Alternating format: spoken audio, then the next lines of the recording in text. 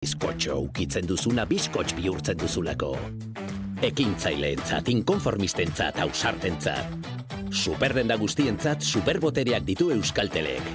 Ikusi hemen euskaltel.eus superdendak.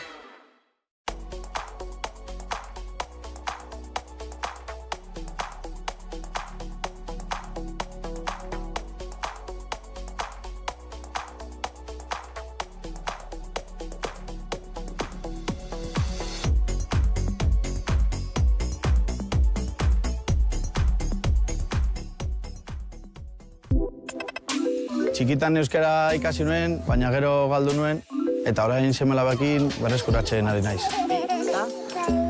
Konturatu naiz hobeto dela akatsekin hitz egitea ez erabiltzea baino. Datorren euskaraldian hau bizi izatera animatuko naiz. Hitzez ekiteko garaia. Euskaraldia.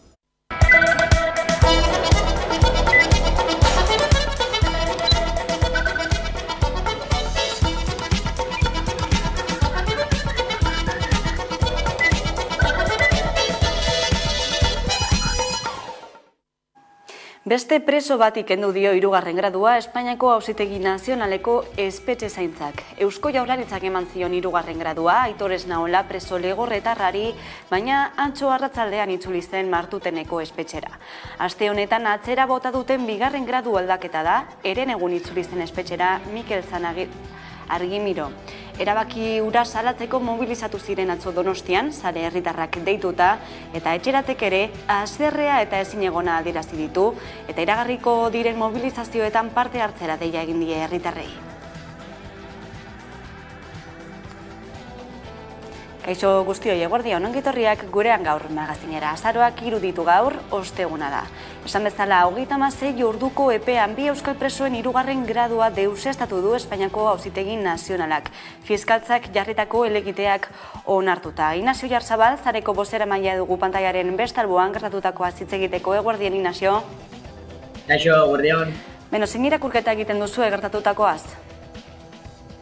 Bueno, atzo esan genuen bezala, duela 2 aste Xabera Tristainekin gertatu zen eta esan genuen 12 bat preso zeudela egoera antzekoan eta kartzelara itzultzeko arriskuan, eta aste honetan ikusi da, bi preso, bai Mikel Argimiro eta bai Aitor Esnaola ere kartzelara itzuli behar izan direla, eta egiten dugun irakurketa da, esan izan dugun bezala, badago oraindikan Audientzia Nazionaleko Fiskaliaren aldetikan mendeku eta gorrotuan oinarritzen den jarrera bat, eta etengabe azken denboretan ematen ari diren pausoak, ematen ari den norabide hori oztopatu nahi dutela, eta zalantzarik gabe nahiago gaituztela iraganari begira, eta azkenean konfrontazio horretan jarraitzea denok desio degunez, elkarbizitza eta etorkizun hori eraikitzen baino. Izan ere, aipatu bezala Eusko Jaurlaritzak irizpide tekniko eta oinarri juridikoak oinarri hartuta eman zien preso hauei 3. gradua, baina Auzitegi Nagusiak helegite bati kasu eginez bertan behera utzi du, beraz zertan oinarritu daiteke Audientzia Nazionala hori ez, oinarri juridikoak egonda eta bete beharrak beteta ez, 3. gradu hori horretan egoteko, zertan oinarritzen da Auzitegi Nazionala? Egia da, legeak dioena jarraiki, preso hauek baldintza guztiak betetzen dituztela 3. graduan edo baldintzapeko askatasunan egoteko, eta oraintxe bertan errekurtso hori eta epai hori oinarritzen dena da legetik kanpo dauden eskaera gehiagotu batzuk egitean, ez? Hor sakontzen dute, eskaera berezitu horietan sakondu nahi dute, baina egia da, inungo legean ez dutela jartzen eskaera gehiagotu horiek eman behar dituztenik presoek gradu progresioan ibilbide hori behar bezala egin ahal izateko, ez? Eta hori da oinarri nagusia. Azkenean, esan deten bezala, etengabe gauza gehiago gehitu nahi dizkiete beraien eskaera horiei, eta zalantzarik gabe bide horretan oztopo izan nahi dute, jarrera garbi bat daukatelako bide horretan, eta guk garbi daukaguna da, salbuespenezko neurri guztiak bertan bera geratu behar direla, presoei legeak dioen bidea egiten utzi behar zaiela, eta bide horretan ikusten den bezala aurrean egongo dira eta oztopoak jartzen etengabe egongo dira oraindikan ere, jokamolde hori daukaten bai Audientzia Nazionaleko fiskaliak, baina baita ere alor politiko zein hedabide ezberdinetan ere oraindikan badago jarrera bat, mendekoan eta gorrotoan oinarrituta, eta guk garbi daukagu horren aurrean lanean jarraitu behar degula, bai kalean, bai instituzioetan, administrazio ezberdinetan, eta horren baitan adostasuna daukagunok elkarrekin agertu behar gehala, ez? Bide hortan, bai kale mobilizazioak zein Donostian eta gaur bertan legorretan onartu den deklarazio instituzionala garrantzitsua iruditzen zaigu, bertan garbi adierazten delako kezka nagusi bat eta horrelako gertaerak gaur egungo 2022. Urtean lekurik ez daukatela. Aipatu duzun bezala 2022. Urte honetan aurrekariak egon badira, bi preso hau ez gain beste 3 presori ere kendu dieterako 3. gradua, kendu dio Auzitegi Nagusiak zuzen ere Auzitegi Nazionalak barkatu, eta dagoeneko gainera fiskaltzak mahai gainean ditu beste 7 helegite, beraz ere pentsatu daiteke ez direla azkenak ere izango. Egoera honen aurrean Eusko Jaurlaritzak dio Auzitegi Nazionalak duela azken hitza, zer deritzozu? Bai, egia da azkenean eskumenak Gasteizen egotea izugarrizko pausoa dela, baina beti esan izan dugu ere badagoela hor azken erabaki bat oraindik Madriletik eta Auzitegi Nazionaletik iritsi daitekena, eta bide hortan ikusten dena da bertako erabakiak ez direla lagungarri izango, eta guk uste duguna da bai espetxe zuzendariek zein eta Gasteizen eskumenak daukan administrazioak hartutako erabakiak direla bide honetik jun behar direnak, kasu egin behar direnak, informazioa daukatenak eta lege horren bidea jarraitzen dutenak, ez? Eta Auzitegi Nazionalena legetik kanpo dauden eskaeretan oinarritutako erabaki batzuk direla. Orduan, pauso positiboa da, baina badauka bere alde txarra eta da badagoela momentu batzuetan da kasu hauetan adibidez azken hitza Madrilen edo Auzitegi Nazionalean egon daitekena, eta hori aurre egiten lanean jarraitu behar dugu eta hori horrela ez izatea lortu behar dugu. Mezu horrek geldituko gara Inazio Arzabaltzaretik, eskerrik asko gurean izatagatik gaurkoan. Bai, zuei, eskerrik asko. Hurrengora arte. Eta ekonomia alorrean, Pedro Azpiazu Ogasun Sailburuak erronda abiatuko du datorren asteazkenean aurrekontuetarako babes handiagoaren bila. Azpiazuk agerraldea egin du asteazken honetan Legebiltzarrean, 2023ko Euskadiko aurrekontu orokorren legearen proiektuaren xehetasunak jakinarazteko. Nerea Garzia. Eusko Jaurlaritzak inoiz baino diru gehiago gastatuko du datorren urteko aurrekontuetan. 14.250 milioi euro aurten baino 8,7% gehiago hain zuzen ere. Gaur Eusko Jaurlaritzako sailburuek bakoitzak euren sailari dagokion partida saldu dute Eusko Legebiltzarran. Osasun eta hezkuntza sailek jasoko dute zatirik handiena eta bi horiek izango dituzte igoerarik handienak ere. Lan eta enplegu sailak ere aurten baino 171 milioi gehiago izango ditu. Eta aurrekonturik handiena duten sailetan 3. izango da. Pedro Azpiazuk Ogasun Sailburuak aurrekontuen zehetasunak aurkeztu ditu eta ondoren sailburuek sail bakoitzaren igoerak azaldu dituzte gaur. Aurrekontu hori aurrera ateratzeko gehiengo nahikoa badugu ere, badakizue akordiorako dugun joera eta aurrekontuen negoziazioan lan egiteko dugun modu zintzoa. Lehendakariak lehen pertsona agertu du akordio bat lortzeko interesa. Hiruhileko hau funtsezkoa da alderdi ekonomiko eta finantzario askotan. Ezinbesteko baitira Euskadin, egonkortasuna eta ziurtasun ekonomikoa bermatzeko.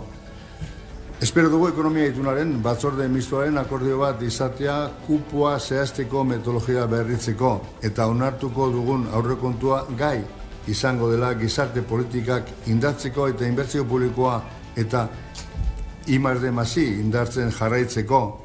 Bi horiek baitira enplegua sortzen duen jarduera ekonomikoaren pizgarri. Eta aurriko langabezia datuak ere argitaratu dira. Urria ez da ohikoan hilabete txarra izaten lan merkatuarentzat, baina aurten gora egin du langabeen kopuruak oso gutxi bada ere. Zehazki 153.000 lagun zeuden langabe gisa erregistratuta Hego Euskal Herriko enplegu bulegoetan, iaz baino 152 gehiago. Aurreko hilabetearen beste ezaugarri bat izan ohi da, gizarte segurantzaren afiliazioak gora egiten duela nabarmen, batez ere orduan itzultzen direlako lanera udan enplegua galdutako hezkuntza alorreko milaka langile.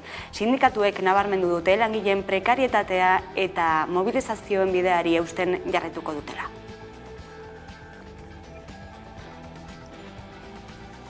Bizkaiko metalgintzako mahaia osatzen duten sindikatuek eta patronalak beste aukera bat emango diete beren buruei lan hitzarmenaren korapioa askatzeko. 3 eguneko greba deialdiaren ondoren asteartean bilduko dira, berriz ere bilera hori mugarri bat izan daiteke negoziazioan. Tentsioa tinkotzen doa Bizkaiko metalgintzan. 11 hilabete daramatzate lan hitzarmena negoziatzen. Momentuz baina ez dute akordiorik lortu bi aldeek. Zer daude eskatzen metaleko langileak? Eskatzen dutena da soldata igoerak duinak. Eta ez dutena nahi ere da bere lan baldintzetan atzera pausorik. Hori, momentu honetan da mahai gainean dagoena patronaleren aldetik. Planteatutako edukiak oso urrun geratu dira, guk nahi dugunetik, ez? Azaroren 8an negoziazio mailaren 15. bilera izango dute FEDEN patronalak eta LAB, ELA, Comisiones Obreras eta UGT sindikatuek.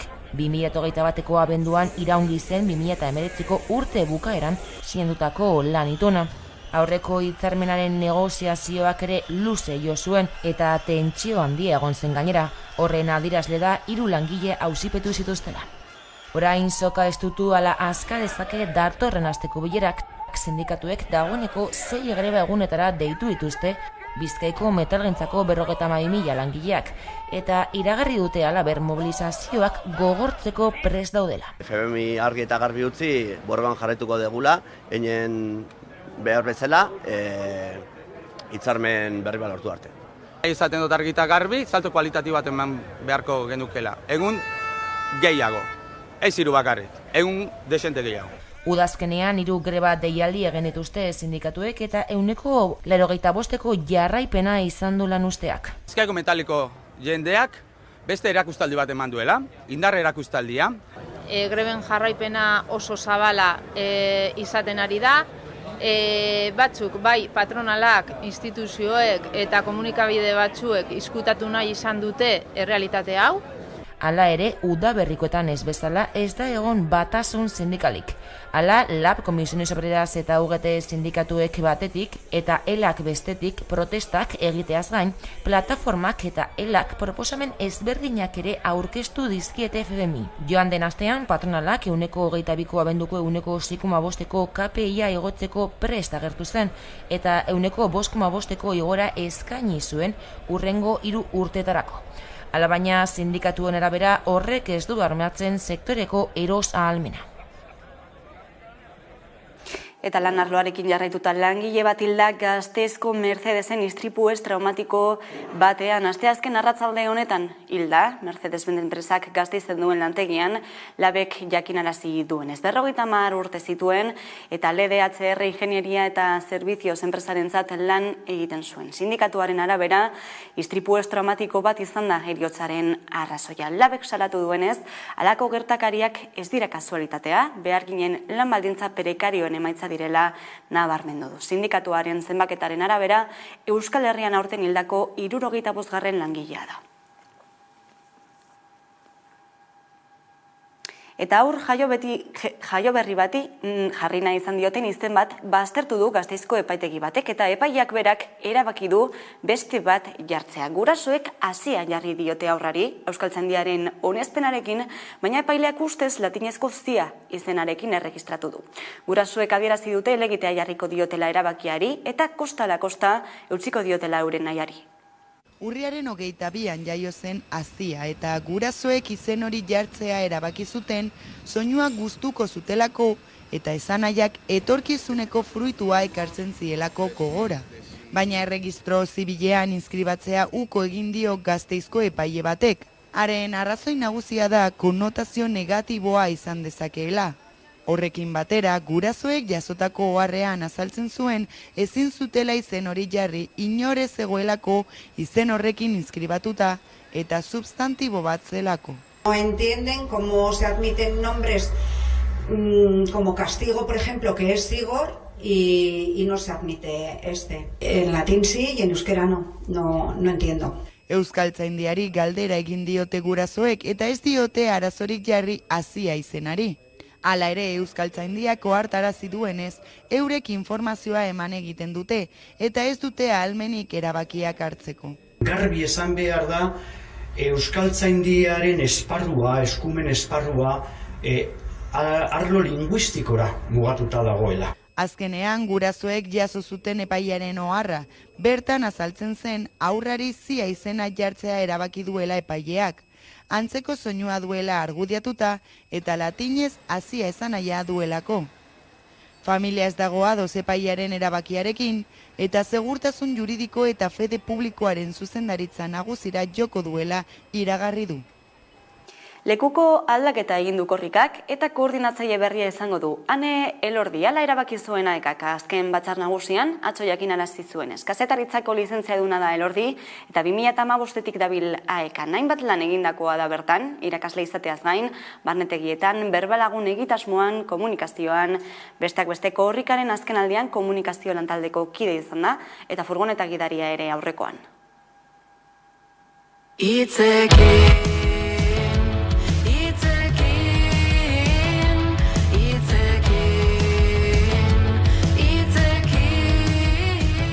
Nik hartu dut erreleboa, eta erronka itzela ikusi gendun 22. Korrikak zelango dimentsio hartu dauen, kaleak zelan betez izan jendez, eta ekimen erraldoia, ez dago beste hitzik, orduen hori kudeatzea erronka handia izango da, eskerrak lantalde oso potentea dauen atzetik, eta ni neu bakarrik ez nintzen izango gai holangorik egiteko, orduen ni izango naz irudia edo irudietako bat, eta atzetik dagoen taldeagaz batera egingo dugu lana.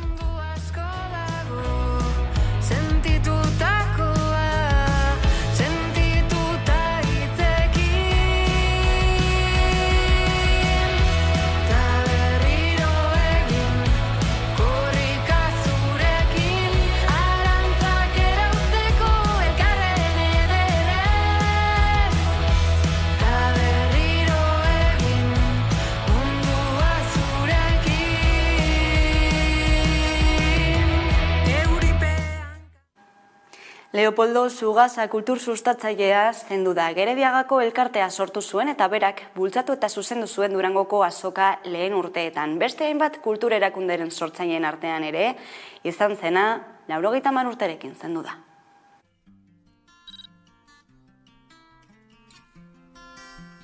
Sí, he hecho muchas cosas, sí. O más bien he trabajado en muchos campos.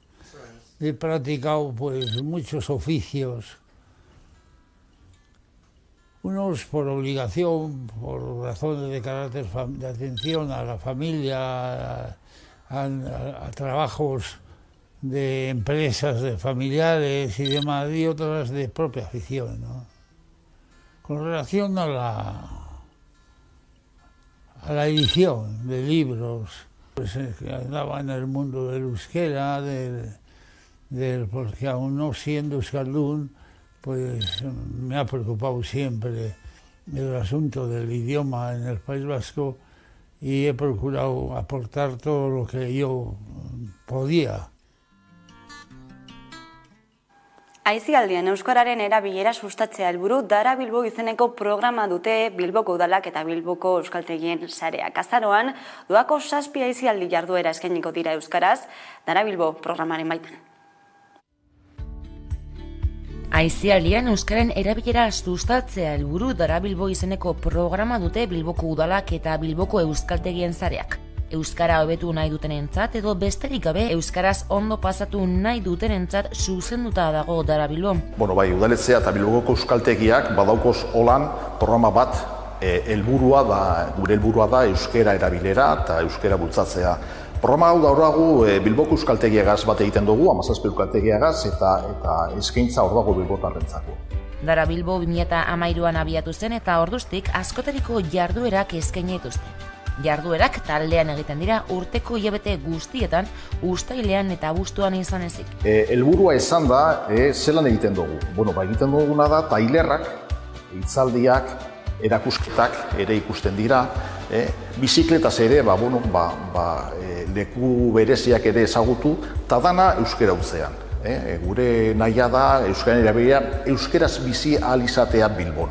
Azaroan doako 7 aisialdi jarduera eskainiko dira euskaraz, Dara Bilbo programaren bidez, bilbotarren artean euskararen erabilera sustatu eta normalizatzeko guneak sortzeko.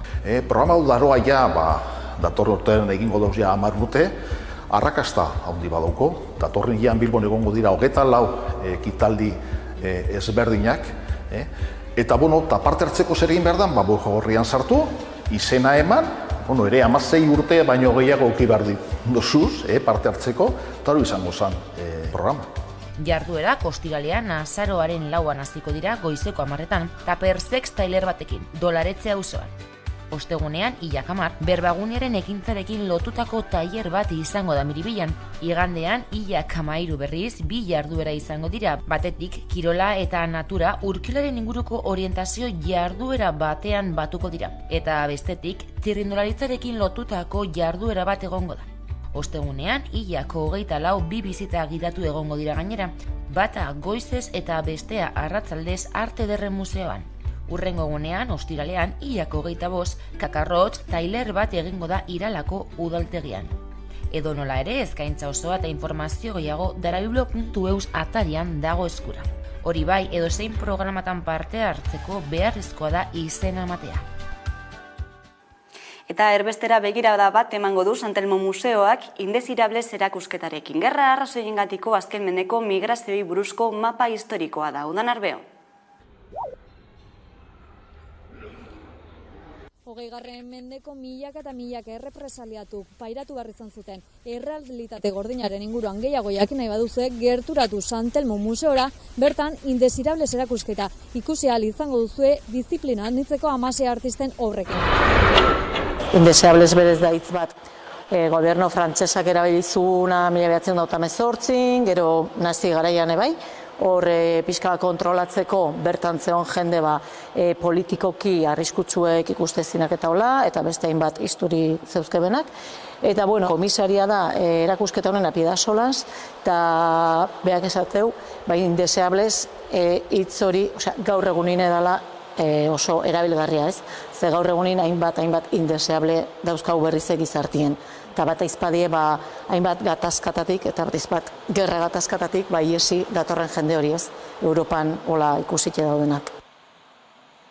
Ze ikusileik hemen lanak, bat izpada arte garaikidie, gero lan hauekin batea baite daude gero dokumentu batzuk, bai dila planuek, marrazkisek eta hola, eta gero da baite teori asko edo baite idatzi asko hau dana pixka kontestualizatzeko ez.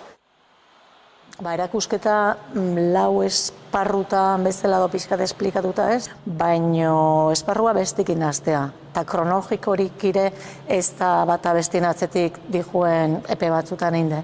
Ze bai konfliktuek eta bai kontatzean hori dela mende asko lazan, eta gaur egune hola da ez, azkena daukeu, Rusia eta Ukrainian arteko gatazkau.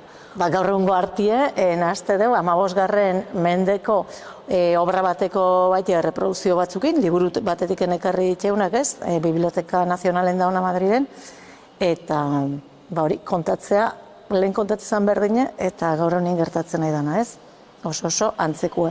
Ze azken baten da, behak esaten bezala komisariak, gatazka o violentzio indarkeri baten historioa da ez, da indarkeri hori nola erabiltzen estaduek eta hola, ez hola pentsatu gabe, baizik eta horrekin kontrol badezela eta horrekin sortzei gerrak, erbesteak eta hori dana. Dokumentazio honetan esan detena, marrazki hauetan da, batzue die goian oso ezaune dana Desastres de la Guerra o bilduma, San Telmoko indala gutxi erosi duna, 5. argitalpen bat, eta gero Zurikeko artxibo baten dauden kurseko esparruen eontzin presuek eindeko hainbat eta hainbat marrazki oso gorradinak eta 80 bat ekarri diteunak eta lehen ikusi zen die Estadu Espainolin, baino oso bilduma onki garrixe da eta oso berezi zedie, bat izpat hori ez dauko konukenik. Erakusketa zabalik dagoen bitartean hainbat jarduera antolatu dituzte, baita astearteetan eta larun batetan publiko orokorrarentzat programatutako bisita gidatuak eta eskola bizitak ere. Bizita horiek doakoak izango dira, baina aintzat hartu sarrera eskuratu beharra dagoela, San Telmo Museoaren webgunean. Indesirables erakusketa urtarrilaren 29 arte izango da zabalik.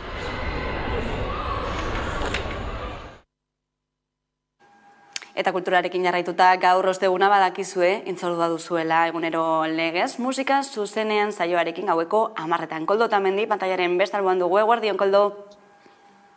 Eguerdion, Leire. Bueno, gaurko protagonista izango da Berde Prato. Nor da, bera? Horixe da, Tolosako musikari gazte bat da bera, Ana Arzuaga izena du, eta Berde Prato bezala taularatzen da duela 3 urtetik ona. Eta zen nolako ibilbidea du musika alorrean? Bueno, gazte hasi zen Bilbo aldean ikasketa burutzen ari zituen horretan, Serpiente taldean aritu zen, Mazmorra taldean aritu zen, lehenengo taldean post-punk giroak jorratzen zituen, eta bigarrenan antzeko giroak, baino giro elektronikoetara bideratua, ez? Hori dira beraren sustraiak, eta hortik aurrera gerora abiatu zuen bere bakarkako bidea, esan bezala, Berde Pratoren izenpean. Zein izango zenuke dela bere izgarria? Berde Pratoren bere izgarria? Bueno, bere izgarri nagusia ahotsean kokatzen dugu, ez? Beak musika sortzen du teklatu batekin, sintetizadore batekin eta loopen bidez, baina esan daiteke ahotsean dagoela Berde Pratoren indargune nagusia, ez? Oso musika minimala dela esan dezakegu, ez du askorik, ez dago oso produzituta, ez dago kapa askorik, ez dago gaur egun teknologi berriek ematen duten abantailo horiek, ez kapa bat sartu, beste bat sartu, eta kasu honetan esan daiteke musikalki oso disko leuna dela, ez dago elementu askorik, eta beraz horrek ematen dio ahotsari indarra sartzeko tarte importante hori, ez? Bere ibilbidea repasatzeko aukera izan duzu, bidean 2 disko ditu dagoeneko, eta beste disko bat prestatzen ari dela ere kontatu duzu. Bai, pasaren urtean argitaratu zuen Kondaira Ederura izeneko lana, 7 kantuz osatua zetorren, ia ordubeteko musika biltzen zuen bertan, eta disko horretan egiten zuen nola disko kontzeptual bezala historia bat kontatu pertsona hilzberdinen eskutik, ez? Hala nola amaren kanta dago, alabaren kanta, lagunaren kanta, anaiaren kanta, eta kantu guzti horiekin osatu zuen Kondaira Ederura diskoa. Aurten argitaratu da Jaikiera izeneko diskoa, vinilo txiki bat da, Egoa disketxeak argitaratua eta 2 kantu biltzen dituena, eta bertan bere garapena ere ikusten da, ez? Territorio berrietan sakontzen du, beti ere aurretik abiatutako musika bidean. Eta aipatu zigunez, laster ikusiko du argia, behintzat digitalki, 4 kantuz osaturiko bilduma txiki bat, non Euskal Herriko musika taldeen bertsioak egiten ditu. Eta Euskal Herriko mugak ere dagoeneko zeharkatu ditu Berde Pratoren musikak, ez da? Bai, askotan, irudipena daukagu euskaraz egindako musika Euskal Herrian geratzen dela, baina kasu honetan ere, agian esan dezakegu Berde Pratori arreta gehiago jarri diotela Euskal Herritikat, Euskal Herrian baino, ez? Euskal Herrian baditu esan bezala zaletuak eta kontzertu esente eskaintzen ditu, baino era berean ere, Estatu Espainoleko hainbat herrietan eta hirietan ibili da, eta Sonar edo Primavera Sound bezalako jaialdi importanteetan ere parte hartu du, beraz bada zerbait. Berde Pratoren Mutilaren kanta bideokliparekin utziko zaituztegu, eskerrik asko Koldo Otamendi, eta badakizue gaur musika zuzenean protagonista 10:00 aurrera, eskerrik asko Koldo. Eskerrik asko zuei. Esan bezala, Berde Pratoren bideokliparekin utziko zaituztegu eta jarraian itzuliko gara eguneko elkarrizketarekin. Gaurkoan Josu Erkoreka lehendakari ordea eta segurtasun sailburua izango da gurean, orain arte.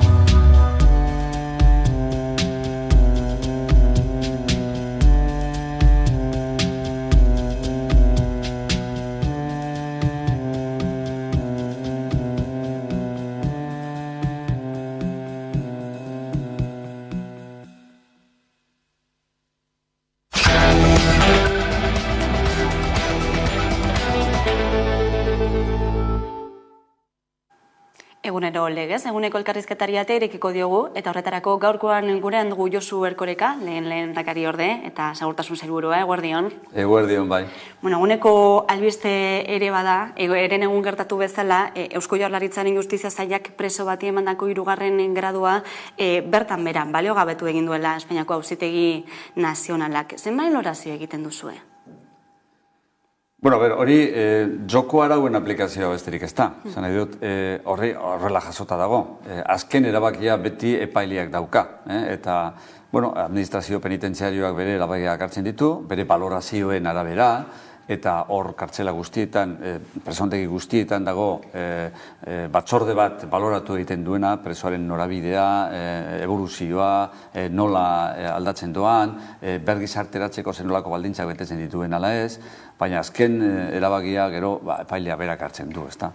Beraz, hor polemika sortu da, batzuk eta besteak iritsi kontrajarriak dauzkatelako horren inguruan, baina kasu honetan horrela dira arauak eta horrela aplikatu da, eta, ez dago besterik, baina, administrazio penitentziarioak bere lan egiten du, hori argi dago, eta ganoraz, zentsuz, eta ez nola nahi beti ondo oinarrituta hartzen dituen erabakiak.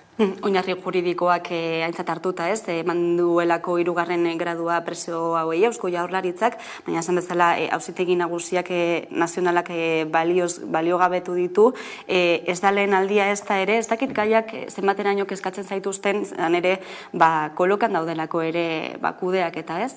Bereziki ez gaitu kezkatzen, esan nahi dut, joko arauen aplikazioa dalako, eta beste alde batetik, fokoak hain zuzen ere kasu konkretu eta jakin batzuetan jartzen direlako. Norbaitek horretan fokoa jartzeko interesa daukalako, ezta? Baina horrako erabakiak maiz hartzen dira, egunero eundak hartzen dira, edo hamarkadak hartzen dira asko, eta fokoak kasu jakin eta konkretu horietan jartzen dira, interesa dagoelako hori nabarmen arazteko, baina horrek ez du balditzen zen sistema, ez da hemen Justizia Sailak erabiltzen dituen irizpideak eta planteatzen dituen jokamoldeak, urrundik ere ez da.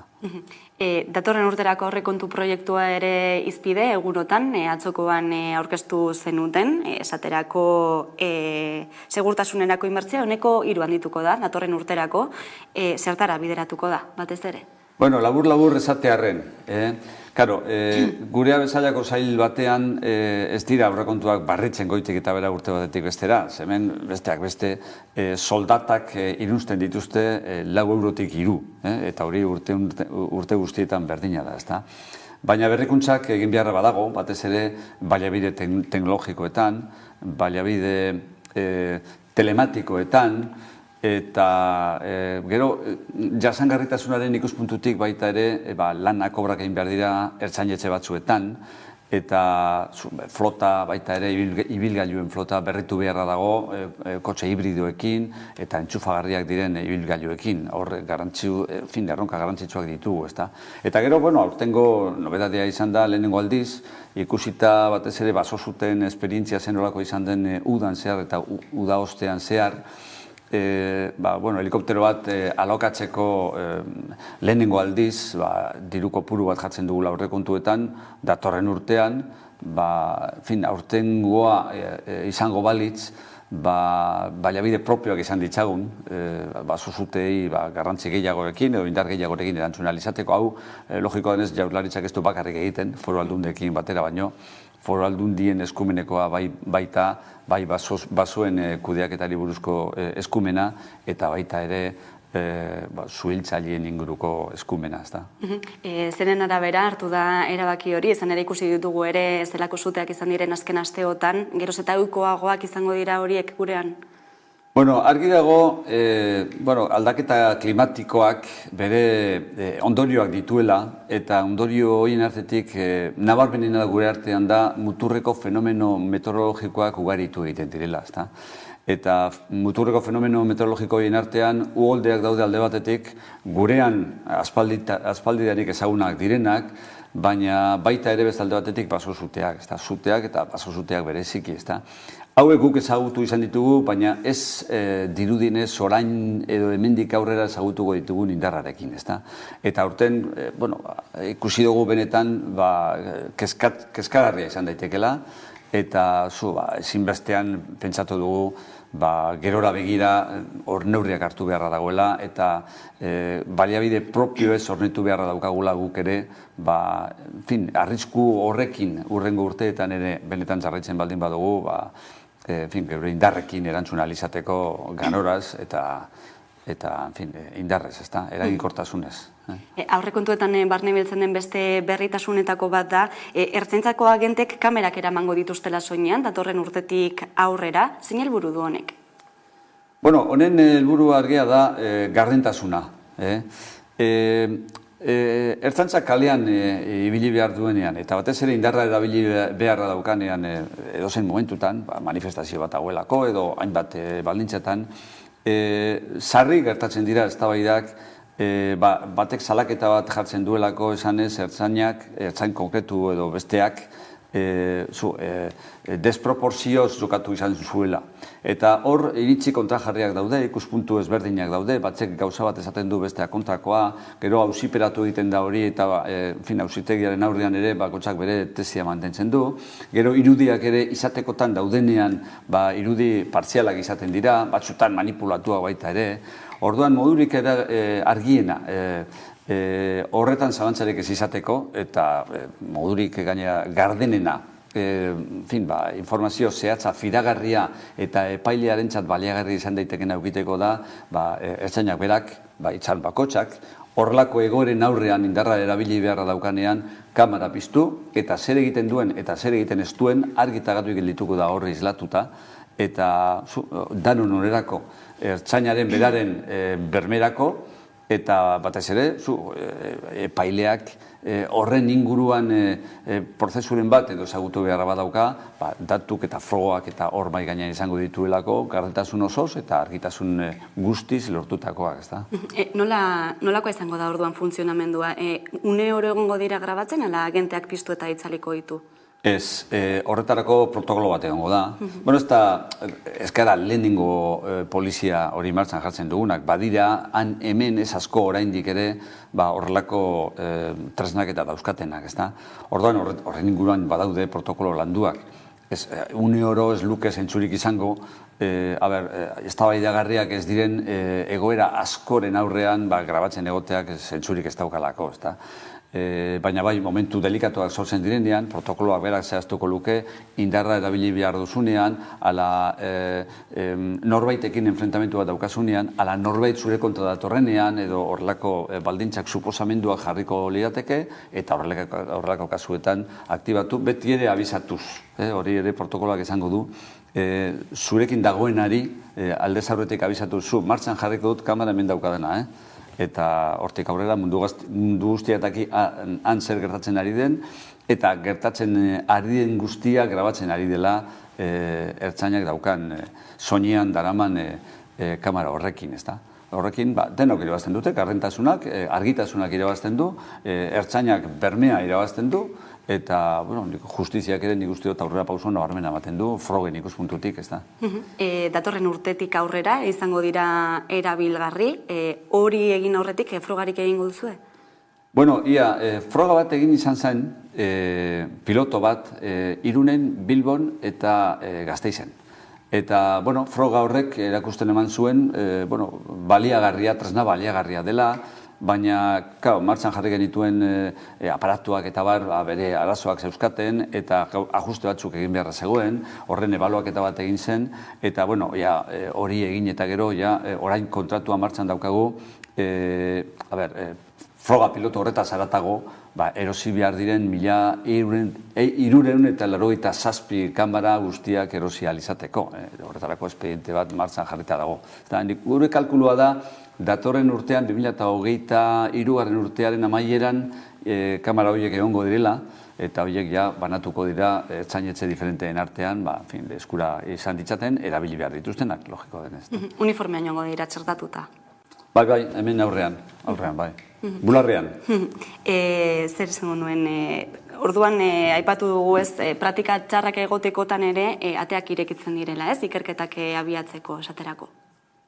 Bueno, hori beti dago zabalik, zen edo salaketa bat dagoenean, salaketa horiek ikertu egiten dira, aztertu egiten dira, eta asko gainera auziperatu egiten dira.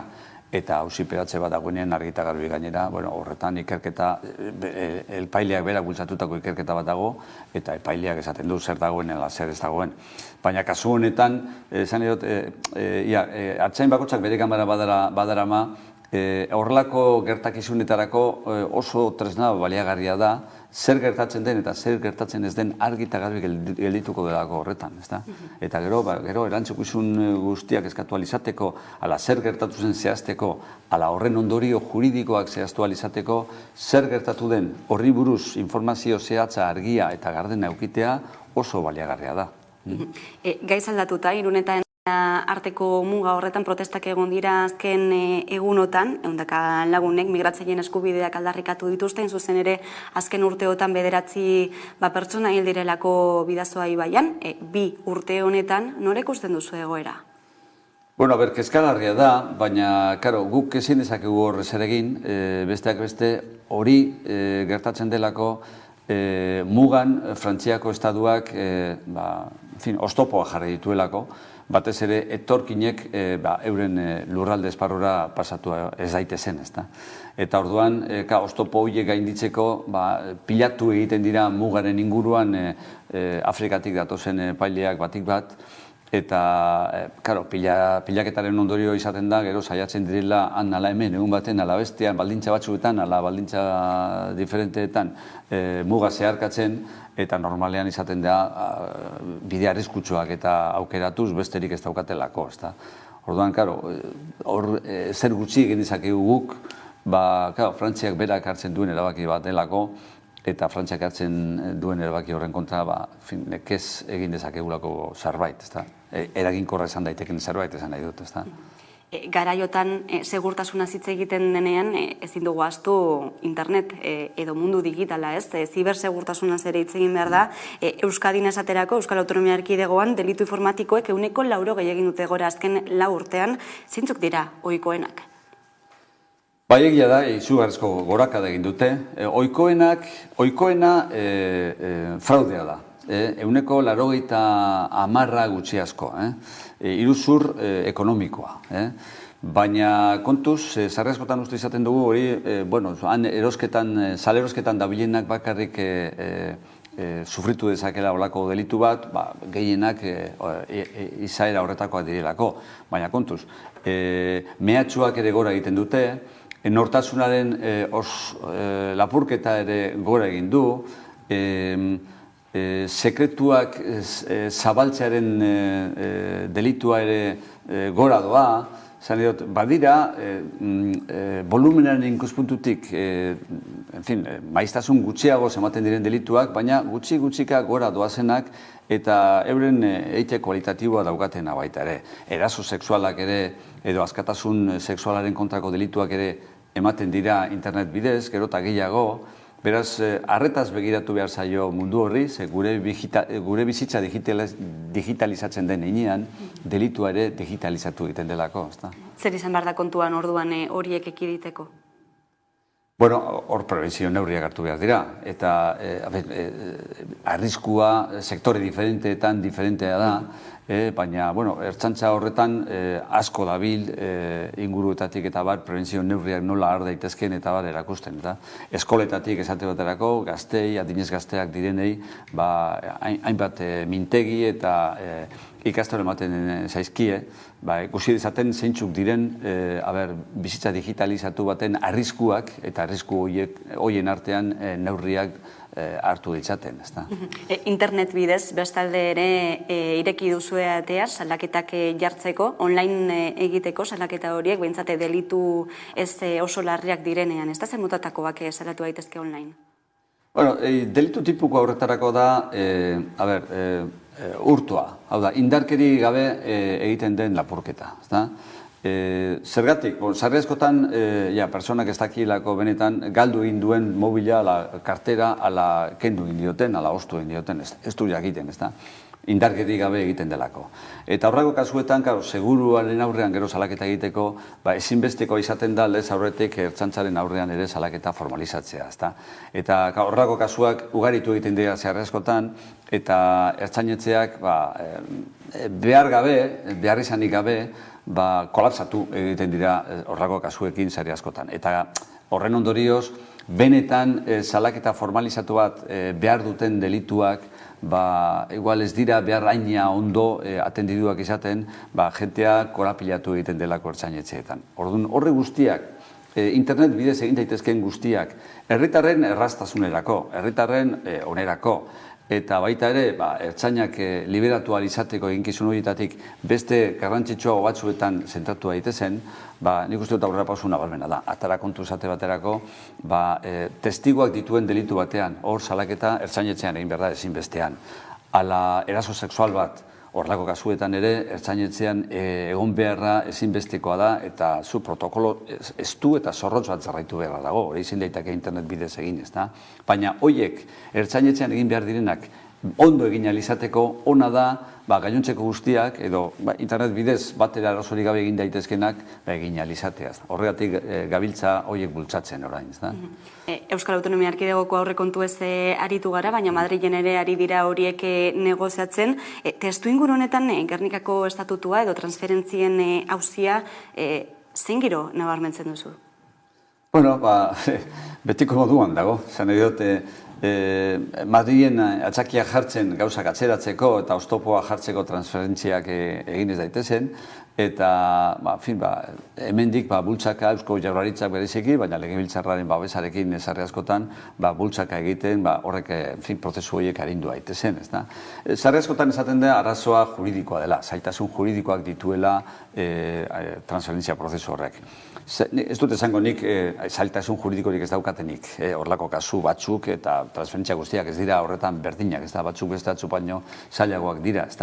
Baina hemen oztopo nagusia ez da izaten juridikoa, oztopo nagusia izaten da borondate politikoa. Eta hori dagoenean oztopo juridikoak, ala zailtasun juridikoak gainditu egiten dira bateria arazorei gabe. Eta hori behar da, borondate politikoa eta bultzada politikoa ematea benetan transferentzia prozesuari, eta borondate hori badago eta bultzada ematen baldin bazaio, argi dago arazo juridikoak gainditu daitezkela batera arazorik gabe, orain arte egin izan diren moduan. Baina legealdi honetan horiek gauzatzeko moduan ikusten duzu? Bueno, zu bidean gaude. Azken hitza gobernu zentralak dauka. Azken batean eskumenak bere esku daudelako eta berari dagokiolako benetan eskua zabaltzea transferentzia gauzatu alizateko.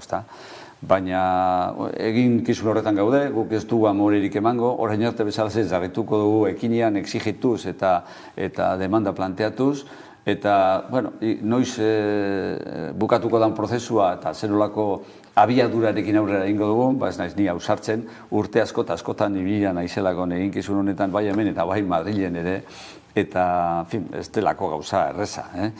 Bultzada hor dago, kompromisua, Madrileko gobernuak hartutako kompromisua hortze dago, ze egutegia ere beraiek sinatuta mai gainean dago, ez da betetzen ari, argi dago, baina hor dago.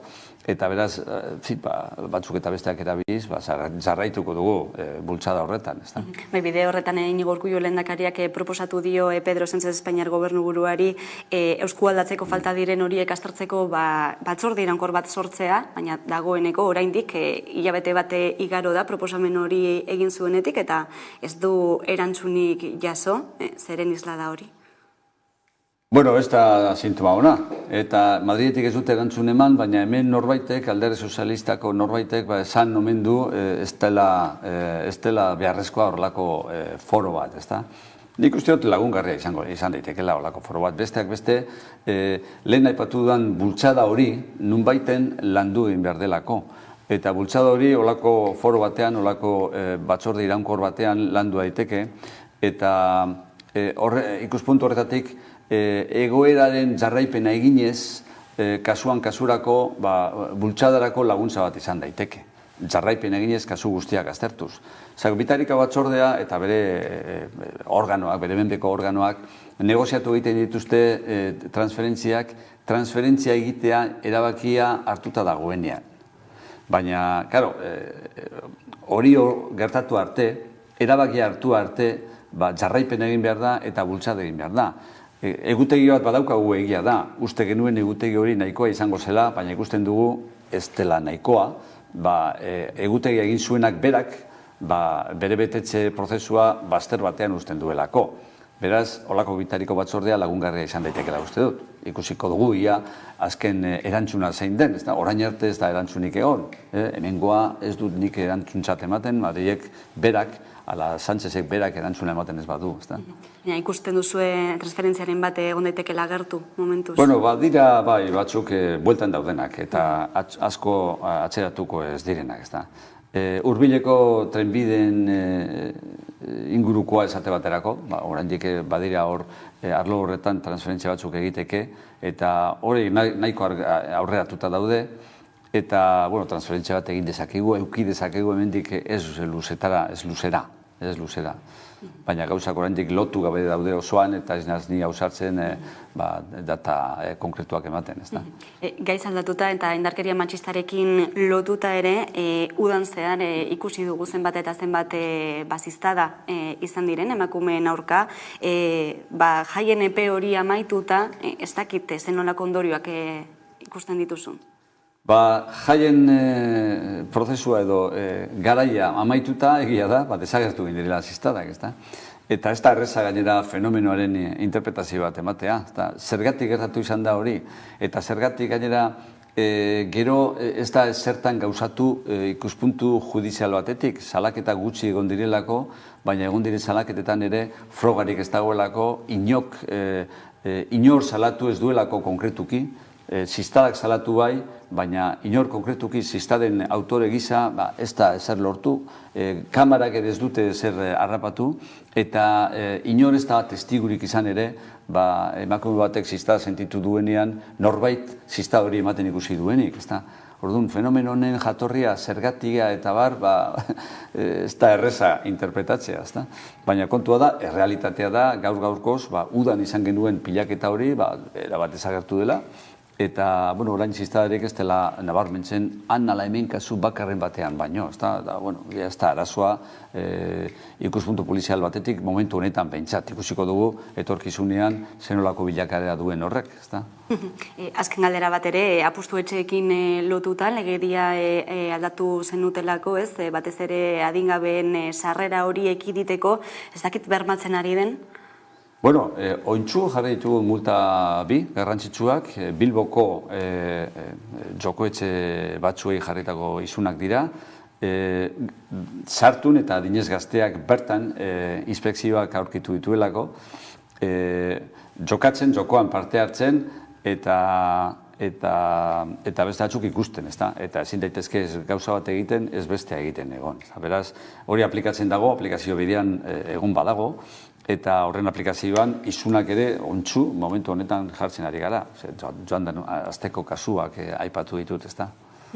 Ados, Josu Erkoreka, Eusko Legebiltzarreko lehendakari orde, eta segurtasun sailburua. Eskerrik asko gurean izateagatik.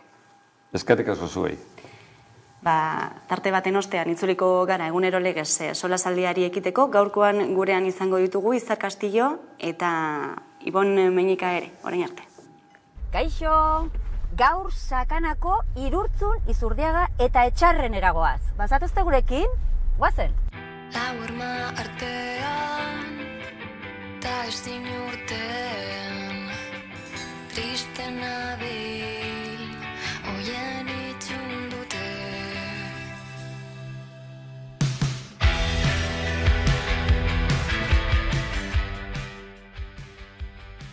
Ane Martija, zu zara hemen, zu entzutera etorri gara, baina zu entzutera etorri baino lehenago ezagutzera ere bai.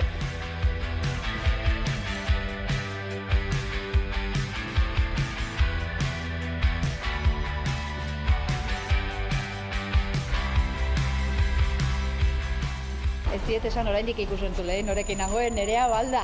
Zurekin agozta. Hori da. Irurtzundarra. Irurtzundarra. Betidanik. Betidanik.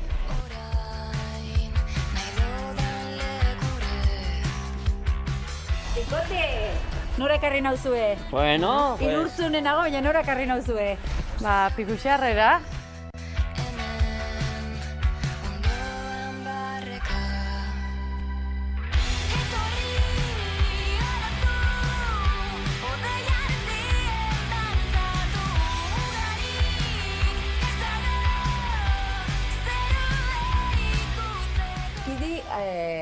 Dituzue, dantza talde bat duzue, baina baita izaki mitologikoak.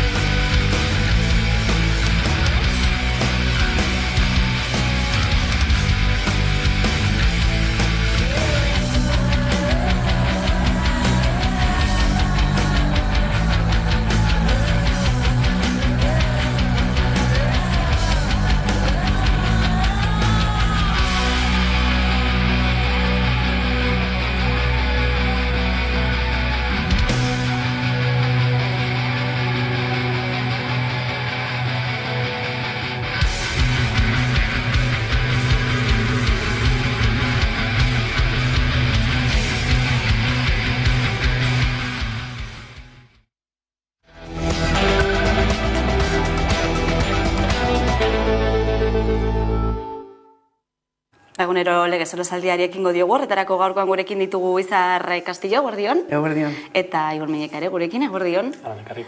Euskal presoen egoerari buruz hitz egiten hasiko gara. Aste honetan, bi euskal presori 3. gradua deuseztatu diolako auzitegi nagusiak, fiskaltzaren elekite bati men eginez, ez? 7 daude, dagoeneko gainera mai gainean, beraz ere azkenak izan ez daitezke. Ikusiko dugu informazioa lehenik eta ben, eta jarraian komentatuko dugu.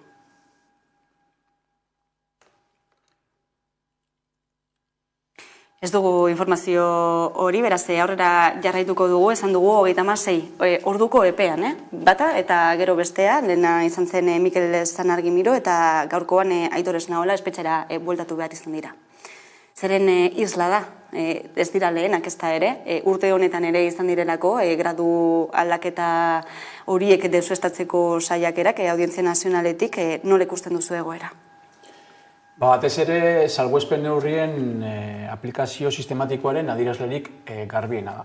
Gaur egun, beste batzuk baitere indarrean egon dira Zoritzarrez hamarkadetan, urrunketa politika amaitzear dan honetan, entzutegi nazionalak iraganari katramilatzeko noiteko asmo zital bati erantzuten dotzu, ez? Eta argi dagoena da, batez ere, gaur egune euskal preso politikoek harturiko noiteko autuarekiko noiteko erabateko oztopo eta boikota bihurtzen dela. Urtetan entzun izan ditugu mantra pilo bat, entzuten nazionetik eratorretakoak nagusiki, eta gaurko testu ingurua erabat aldatu danean, euskal jendarte noiteko gaienko sozialaz baitere bat egiten duen jokabide bat, ibilbide bati erantzuten diakonean, erantzuna boikota eta oztopo baino ez da, ez?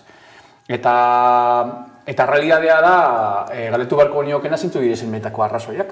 Gaur egun, zintzu dire argudiatzen direzen arrazoiak, horrelako 3. graduak, ez, espetxe sistemak aplikatzen dituen 3. graduak atzera jotzeko. Zein da fiskalak horrelako jokabide bat hartzeren noiteko arrazoia. Gainera modu sistematiko batean aplikatzen dute. Gaur egun 3. graduan bizi diren edo dauden hainbat presori, jada, errekurritu zaizkienak batzuei indarren jarriakienak, baina beste batzuk baitere, mamu hori edo arrisku horrenpean bizi direnak. Eta argi dagoena da, erantzuna, ez dio erantzuten ez da bilbide penitentziarioaren logikari, ez dio erantzuten ez da ere preso horrek hartu izan duen noiteko jokabidari, erantzuten dio gutxutxean, mendeku gozoari, entzutegi nazionalak katramilatua edo hor gotortua egon nahi du, eta Euskal Gatazkaren noeteko konponbide klabetan aurrera pausutrako bitartekoa izan beharrean kontrako norabidean erantzuten dion frankismotik datorren jokabide oso bat, eta Euskal gehiengoaren nahiarekin baitere guztiz urrundua dagoen elementua da ez. Urtarrilaren 7 deitua dago manifestazio erraldoi bat Bilboko kaleetan sare deituta, eta Zoritzarrez beste behin ere arrazoi gehiago ekingo ditugu horren alde egiteko, eta kaleetatik baitere adirazteko horrelako jokabideak ez daukatare lekurik gaur eguneko Euskal Herrian. Bueno, ados esandako guztiarekin, ze nire ustez azken finean da mendeku sistema bat jarraitzea konfliktua areagotzeko eta jarraitzeko bizi izaten. Ni politika aldetxo batera utzita niri gustatuko litzaiake pentsatzea zelan sentitzen diren gure presoak azken finean, estatuak jarritako araua jokatzen ditugula, eta gertatzen dana da eurei ematen dutxienean gradu hori hasten dira bere bizitza beste joku baten, beste era baten planteatzen, azken finean, izango dute askatasun ordupilo, orduak, izango dituzte lan egiteko aukerak, gizarte mailan izateko beste bat, eta batean mendeku politika hau dela eta bertan bera gelditzen da, dira berriro euren ametzak, euren familian zera itxaropenak, eta honi ez dut zainork erantzuten, Ibonek esaten dagoen moduan, zeri erantzuten dutzo politika honek. Ze oindela hamarkada bat, eta bere mugimenduak utzi zituen, eta jarraitzen dugu presoi eta euren familien ganako eta euren gaineko mendekua ikusten egunero, bai egia da, postu behar garela beste jokabide batzuen aldetik, gure kartzeletara ez dugula nahi kartzelen egotea, baina bai hurbiltasun horren, baina zer gertatuko litzateke mendeku hori adibidez atxeruntz aldentzen badira berriro presoak zeuren eskuetan dauz. Hurbiltzen duten moduan, aldendua dute Euskal Herritik. Orduan, zeri erantzuten dutze honek. Gu jarraituko dugu gure presoen papera aldarrikatzen, azken finean legeak esaten du, zuk zure kondena egiten baduzu, dekozula erreinsertzioarako zera, baina gertatzen dena da Euskal presoekin hori ez dela aplikatzen. Aplikatzen dela bakarrik mendeku eta salbuespen neurriak. Salbuespen espetxe politikaren beste argibide bat da, eskubideen urraketa argia gainera, izan ere baldintzak betetzen dituzte horietako asko eta asko, duela urteak batzuk gainera kalean egon beharko lukete, eta dena den oraindik ere Audientzia Nazionaletik ari dira esi hori jartzen ez, eta aurrera pausuak atzera botatzen, honi buruz ere galdetu diogu gaurkoan, Ignacio Oyarzabal, Zareko bozeramaileari, eta hoxe da esan diguna. Badago oraindikan, Audientzia Nazionaleko Fiskaliaren aldetikan, mendeku eta gorrotuan oinarritzen den jarrera bat, eta etengabe azken denboretan ematen ari diren pausoak, ematen ari den norabide hori oztopatu nahi dutela, eta zalantzarik gabe nahiago gaituztela iraganari begira, eta azkenean konfrontazio horretan jarraitzea denok desio degunez, elkarbizitza eta etorkizun hori eraikitzen baino. Egoera honen aurrean Eusko Jaurlaritzak ere hitza hartu du, gaurkoan gurean izan dugu Josu Erkoreka lehendakari ordea, horri buruz ere galdetu diogu, eta aipatu du azken hitza dena den Audientzia Nazionalak baduela, entzuko dugu. Azken erabakia beti epaileak dauka, eta administrazio penitentziarioak bere erabakiak hartzen ditu, bere balorazioen arabera, eta hor kartzela guztietan, presontegi guztietan dago batzorde bat baloratu egiten duena, presoaren norabidea, evoluzioa, nola aldatzen doan, bergizarteratzeko zenolako baldintzak betetzen dituen ala ez, baina azken erabakia gero epailea berak hartzen du, ezta? Beraz, hor polemika sortu da, batzuk eta besteak iritsi kontrajarriak dauzkatelako horren inguruan, baina kasu honetan horrela dira arauak eta horrela aplikatu da, eta, ez dago besterik. Ez dago besterik, horixe bera pentsatzen duzuen zuek, alde batetik kudeaketa dagoelako, egun Eusko Jaurlaritzaren menpe dagoena, baina betzetik espetxe politika, Espainiar Estatuaren menpe, baina horren aurrean ezin dezake zer egin Eusko Jaurlaritzak, esaterako ez 3. graduak oinarri juridikoak dituzte, aipatu dituzte, ezin dute hori nabarmendu era batera edo bestera, zer uste duzue? Nik uste dute, eta hau azkenean da, behan dagoen historia berdina egunerokoa da, kompetentziak dira. Baina, niri ezait balio esatea bebai, eski hau da dana eta orduan Google ditzen gara. Euskadik, Euskal Herriak ez, baina Euskadi badeko bere gobernuak, eta ezin duena da esatea, bere biztanlego pertsona bati aplikatzen jaki ezala, hainbati aplikatzen jaki ezala salbuespen neurriak, eta ez esatea ezer. Eta esatea behintzat, eski hau da dana. Hau da dana, azken finean, Estatu Espainolaren legemenpean gauzelako, baina ze minimo esatea, akatatu egin behar dugu, ze azken finean legea da, baina ez gaude ados. Zergaitik, honek jarraitzen du, salbuespen neurri hauek aplikatzen, honek esaten ari dago, konfliktuak zuek areagoatu egiten ari zariela, eta gu nahi duguna da, zuek esaten duzuen moduan, zauriak itxi behar direla, beti gauzela berbaiten konfliktuaren inguruan, baina zuek egiten duzuena da, gatsa sartu. Orduan, Eusko Jaurlaritzak ezin dagoena da, gelditzea eskubata bestearen gainean, eta esatea hau da dana, dagoena eta akatatu egiten dugu, baina esan zeo zer, behintzat protesta formal bat egin espetxe, ez dakit, barrutiko ministerio horretara, ez dakit, dinot nik. Ni banatu horreta, gainera horrelakoetan baitere, Eusko Jaurlaritzatik baitere aputxo bere izten diren planoak, eta plano bakoitzaren badude baitere nebiteko arista edo erpin ezberdinak. Bat da, izarrak aipatu duena, kompetentziaren inguruan marko legalari buruz, administrazio kudeaketari buruz hitz egin behar badugu, horri hitz egin behar dugu baitere, beraren nebiteko kudeaten gainean dagoen irakurketa zitala, eta horren aurrean baitere egon daitezkeen aterabideak, ez? Batez ere, aplikatzen dalako modu sistematiko batean, salbuespen legedi bat, utxutxean Euskal preso horiek daukaten izera politikoagaitik. Hor badago zer egin.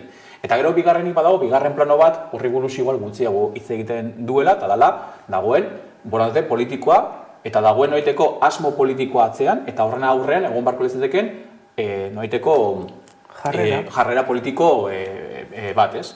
Eta batez ere, ze plan antonen igual bere iztu daitezke, ez? Nik uste dut oso posgarria edo beharrezkoa eta lagungarria dira, ez? Izarrek joan da lildoti baitere, dibes oin dela gutxi, emon izan direzen kasu batzuetan, Donostiako udalak, hau batez hartu duen noiteko adirazpena. Badalako nobait ere, udal ordezkaritza batek adirazten duela, modu zabal eta bateratu batean, egon daitezkeen ikuspegi ideologiko eta politiko ezberdin artean badaude ere, nobait ere, badagoela posizio bat horren aurkakotasuna adirazteko publikoki, ez? Hori batetik. Bigarrenik badago baitere, kontsentsu sozial zabal horretan, sindikatuek hartzen duten jokabidea, alderdi politikoa hartzen duten jokabidea, instituzietatik inditeken horretan, badago noeteko, ez? Egiteko zabal bat, ez? Eta batez ere nik uste dut, elkarkidetzan edo elkar lanean igual, ez? Duela bere garrantzi, ez? Beste gauza askotan seguramente bere iztuak egon gaitezke, politikoki, esan nahi dute, beste iritzi batzuk egon daitezkelako, baina gai horiek eskubidurraketak direnean, modu bateratu baten erantzutenen beharra, beste batzuetan dauden bezala, horrekiko baitere posizio irmo bat eta aurrera pausu bat emoteren beharra, ez? Eta hor Eusko Jaurlaritza baitere baduka zer egin, ez? Zer adirazi eta zer praktikatu, ez? Urden, marko legal utxean epaile batek hartzen duen jokabidearen gainean irakurketa egiten badugu, eskubidurrak eta ezberdin aurrean noreteko jarrera oso pasibo eta eskor batean kokatzen gara eta traslatzen diogu euskal jendarteri gainera ezintasun bat.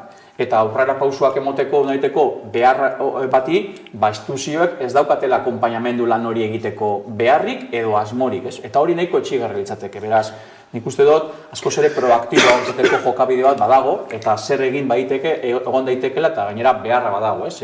Gauza garrantzitsu eta zitzaiten gara, ez soilik pertsonaien askatasunaz, baizik eta eskubidurrak eta horiek nola gainditu, eta batez ere, konponbide klabetan herri honetan, nola aurrera pausuak emon, bakezken atoki horrek askoz ere erro handiagoak ukinditzen urrengo belanaldi begira. Gaurkoa konponbidean jartzaren bitartez. Nik uste dut hor badago zer eginik. Nik uste dut mezu oso argia bidaltzen dutela eta da ez jakula inportaz egertatzen den presoen inguruko hainbat aferetan zergaitik.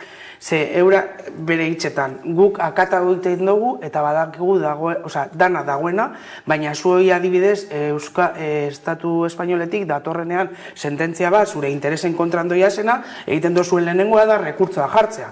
Eta behintzat, keja formal hori.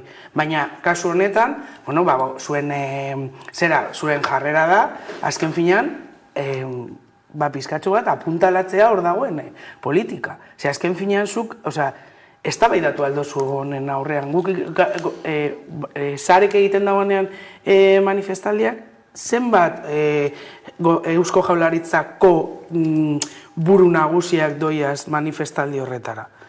Eta ikusten ditugu pertsona ezagunak eta publikoak direna. Orduan, posizionamentu politiko bat dago. Zuek ez badozu egiten gobernu moduan, behintzat egin aldozue. Ez? Individualki, baina ez dozu egiten, zergaitik. Ez jatzuelako, importatzen zer gertatzen da, gure presoekaz. Epaitegietan jarraituko dugu, kasu honetan geurean, Gasteizeko epaitegian, arrabotsa sortu duelako jaio berri baten izenak. Gurasoek hasia jarri diotelako aurrari, baina epaitegiak bertan behera utzi dute izen hori, esan dute, agian esan nahi izan dezakeen esan nahiari lotuta gutxi ezgarria izan daitekela, eta epaiak berak erabaki du izen hori aldatzea, eta hasia latinezko, ustezko latinezko izen horrekin erregistratu du. Ikusiko dugu. Urriaren 22an jaio zen Azia eta gurasoek izen hori jartzea erabaki zuten soinua gustuko zutelako eta esanaiak etorkizuneko fruitua ekartzen zielako gogora.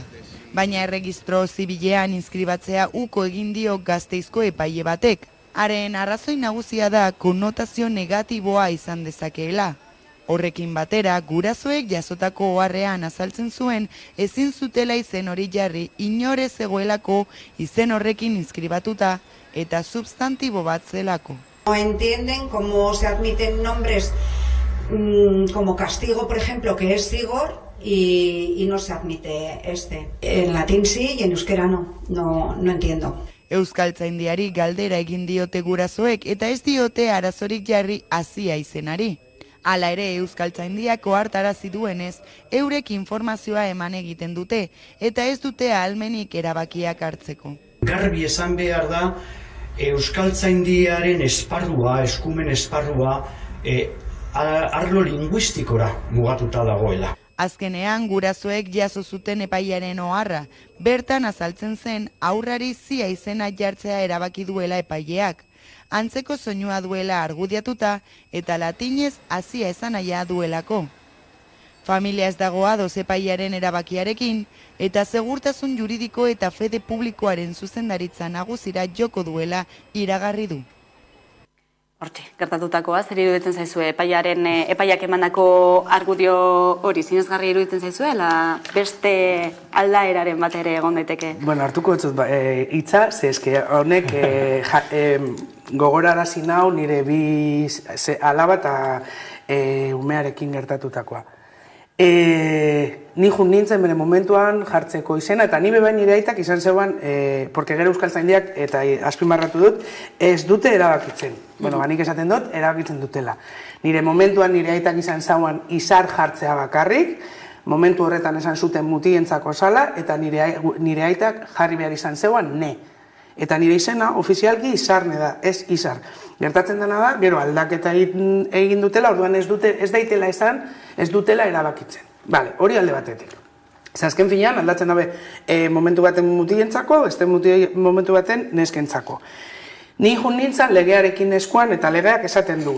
Izena ofensiboa ez bada eta umearen duintasunen kontra ez baldin bada, bai egia da zuk aurkeztu behar dozula izen esango duke normalean ez dela erabiltzen ofizialki paper bat igual konsulado batek edo enbajada batek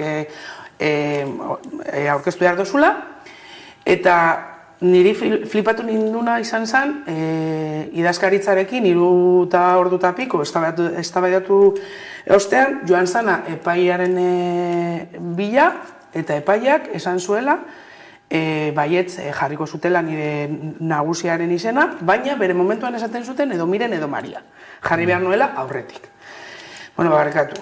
Nik esan nien horrelakoak ez zirela gertatuko. Osea, nik ez dut ulertzen, hasia zer nolako, duntasunaren kontra joan alda hasia deitzea.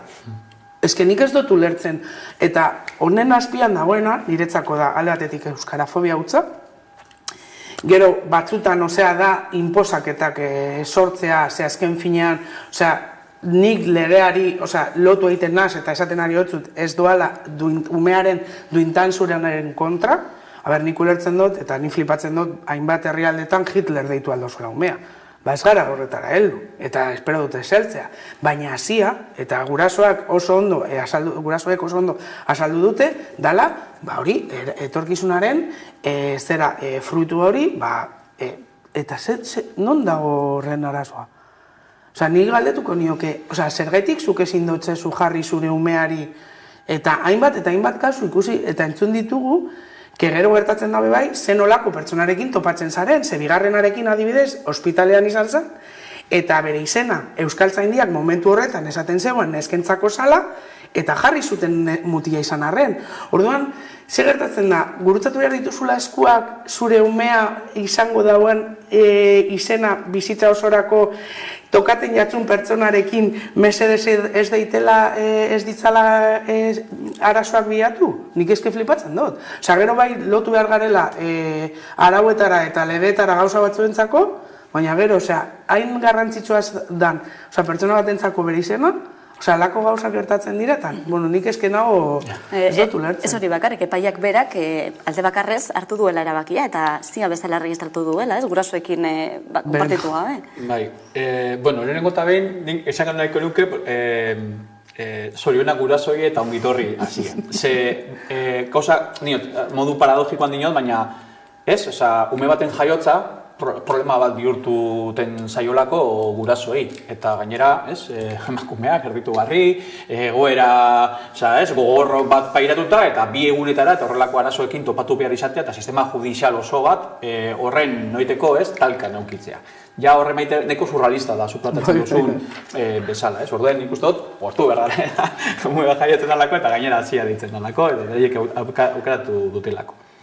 Bigarrena, eta bat nator Izarrek esan duenarekin, oso kuriosoa da, ez dakit ze epaile izateko karreran, ze unetan, ze materiatan linguistikaz adituak bihurtzen diran, jakiteko zein izenek daukan jatorri bat, ze bilakara daukon, eta zelako zentzu, ez dakit ez, linguistiko eta alako okin dezake justifikatzeko horrelako argumentazio bat. Eztabaidagarria izan daiteke nik banator, eztabaidagarria izan daiteke baita ere, Euskaltzaindiak hartzen dituen zenbait irizpidekin, eta irizpide horiek zelan aldatzen dituen eta modu ze pedagogia eskasarekin lantzen duten baita ere Euskal komunitatean, hori baita ere gertatzen da, ez? Eta izen batzuek hartzen duten horieteko aldaketak askotan baita ere, neko ulertezinak edo zailak dira ulertzeko, ez? Baina lan dabe, eztabaida hori gaur ez da anez, kuriosoa bihurtzen zait, eta kuriosoak akotxen artean edo oso azpimarran jartzen dut, kuriosoa bihurtzen zait, epaile batek Euskaltzaindia baino gehiago jakitea, horrelako, jatorri dune izen bat, euskara duen jatorri bat, garbi dagoena da euskara dela, hori danok, euskaldunok badakigu, horrelako izen baten aurrean, horrelako jokabide bat edukitzea, ez? Eta, euskarafobia hitz egin du Izarrek, banator, eta nik uste dut horren atzean baitere, sistema judizial batek aplikatzen duen horieteko logika, eta kasu honetan Gasteizko ebazpen honen bitartez, badala hizkuntz gutxitua gutxiesten duela, eta sistema judiziala zoritzarrez horrelako adibide desentetxu eukin izan ditugu azkeneko hilabeteta eta urteetan, ez? Bai izenei begira, ze ez da kasualidad eta ez da berria eta ez da lehengoko aldia, eta baita ere bestelako jokabide batzuk euskara bera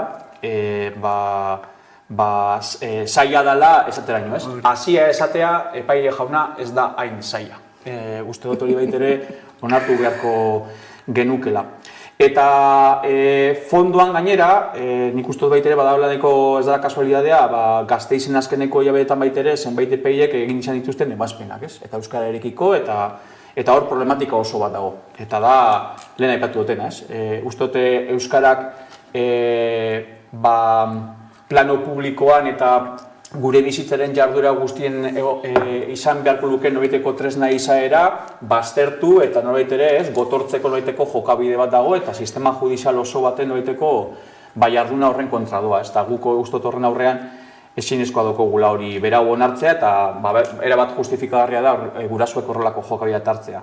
Izenei begira apunte bat, porque, claro, eztabaida sortu da eta nik gaur enteratu naz, 1920 urtean Ibon baitere basela debekatutako izen bat, eztabaiden ondorioz, eta urteak pasatua badaude Ibon desente, beraz borrokaren bitartez lortzen dira hasia gehiago ereitea, eta zorionak gurasoei.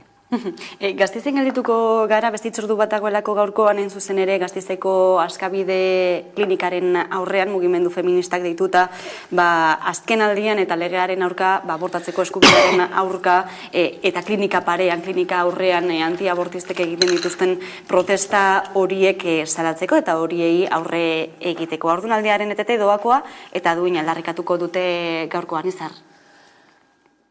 Niretzat da ezinbestekoa dan aldarrikapen bat, emakume batek ez badu ume bat izan, niri berdin zait bortzaketaren ondorioz, despiste baten ondorioz edo ez duelako nahi ondorioz, inork ezin dio esan ume hori izan behar duela bai ala bai.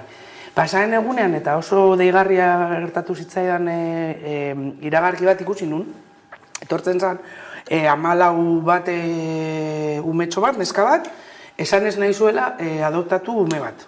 Orduan, klaro, emakumeak esaten dio zelan adoptatuko dozun, behar dozu, zera ekonomikoki baldintza batzuk, psikologikoki, tal, eta batean dator, beste 14 urteko neska bat, orduan dagoela, eta abortatu nahi dagoela, eta esaten dotzie ezetz. Orduan, Claro, globalki egin aldugu como ikuspen bat, nola zuentzako hor hautza dan zeo zer, gure umetokian dagoena momentu horretan dinozue bizitza dela, eta bizitza esan arren nik ez badoten nahi izan, zuek baldintza guzti horiek kudeatuko dozue edo bermatuko dituzue. Azken finean, gero zerekin dago bai askotan lotuta nahi eza. Aberatzek ez dute abortua egiten? Bai, baina gertatzen dena da, beti segurua, beti garbia, beti dala, azken finean, dirua daukatela, debekua hori sota egiteko, gertatzen zen adibidez frankismoan. Nora zijoazten? Londresera, Parisera, dirua eukiez alako. Baina emakume txiroak, eta klaro, azkenean, hilkortasun horren bebaitasa oso lotuta dago txirotasunarekin. Azken finean, emakume txiro asko, egin behar dutena da, etxean egiten diren abortu latzak, abortu horiek askotan amaitzen dira, emakumea desangratu egiten da, eta emakumearen heriotza. Baina gertatzen dela da, probida ditzen direla, baina, berdinako emakumea hiltzen bada. Orduan, nik eta feministok beti egingo duguna da, aldarrikapen hori izatea, askia izan behar dela, ez da egon behar inolako baldintzapenik emakume batek hartzeko erabaki hori, eta izan behar dela segurua, eta noski doainikoa, eta gizarte segurantzak ordaindutakoa. Gero dago itxelesko negozioa. Dana privatizazioaren bitartez joatea. Eta datortzu, gero, gertatzen da pribatuan, eta ez bakarrik pribatuan zenik topatu dute pi bat emakume publikoan, ideologiaren arabera, matronak hasten dala esaten, baina, karo, igual pentsatu behar dozu. A ber, ez dute zer pentsatu behar, esan badotez ez da. Inork ez badotza jartzen, salbuespenik, adibidez, bortzaketa baten aurrean, nik ez badote esan baietz. Bortzaketa bat dala, zergaitik nik esaten badot baietz abortatu nahi dagoela emakume bate edo gizon batek esan behar dit niri zer egin behar dudan nire umetokeiarekin eta ume horrekin. Ume horrek, dinot. Nik erabakitzen badot, nire erabakia da, puntu errespetatu ez da bestelakorik. Bestela, hartu daitezala ume guzti horiek eta ja jaio direnean, bermatu daitezala, karo, gero bizitzaren emakume horren bizitzaren baldintzak zeintzuk dire. Zu derrigortu egiten gaituzu, pertsona horiek umeak izaten, baina gero ume horiek ez dabe hasten hasi behar diren moduan, ze azken finean bere bizitza baldintzak ez dago ermatutak. Orduan, ez? Eta hau da, ultrakatolizismoaren, el mea culpa, el zerein behar dugun, baina hori bai, jaio danean. Baina gero bebai alde batera uzten dugu, porque el santo de domingo.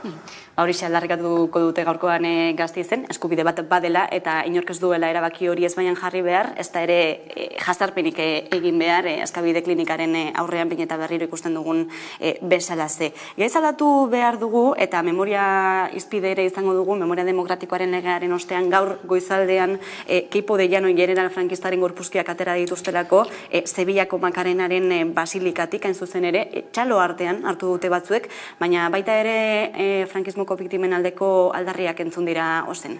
Entzungo dugu.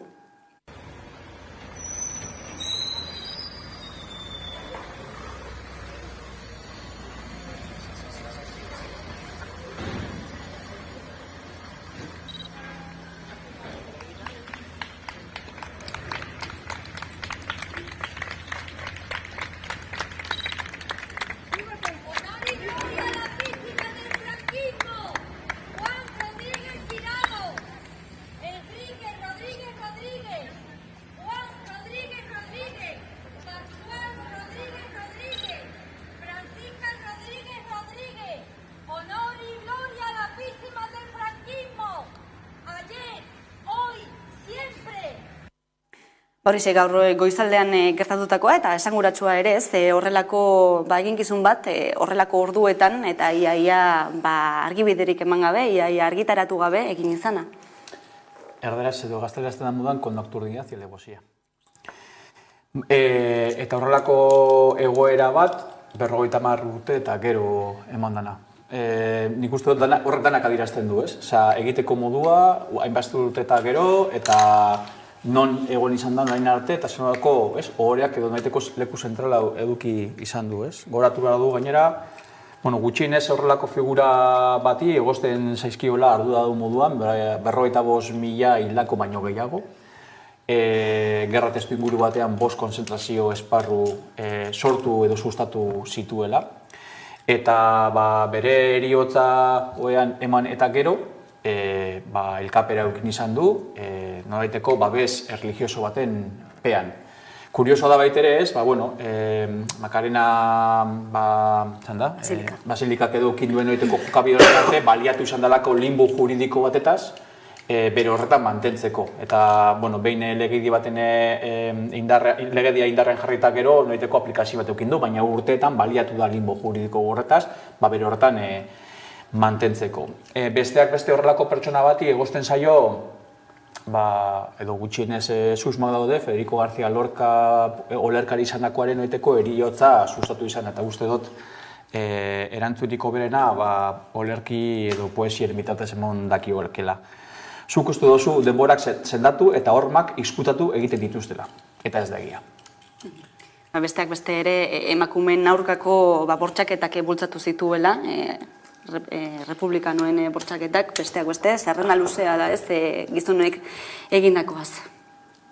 Niri gai hau benetan ikutzen nagoala, nire birraitite egon zan 9 urtez konzentrazio kanpo baten, orduan nik entzuten dudanean nire adineko pertsonak Viva Franco esaten, zeo zer mugitu egiten zait barrutik, ni ez dakite zeo zer ez duen funtzionatzen ondo edo ideologikoki ez dute zer ulertzen. Niretzako, zuk esaten duzun moduen con nocturnidad y alevosía atera dituzte guztiak. Eta bota, ez dakit, zabortegi batera.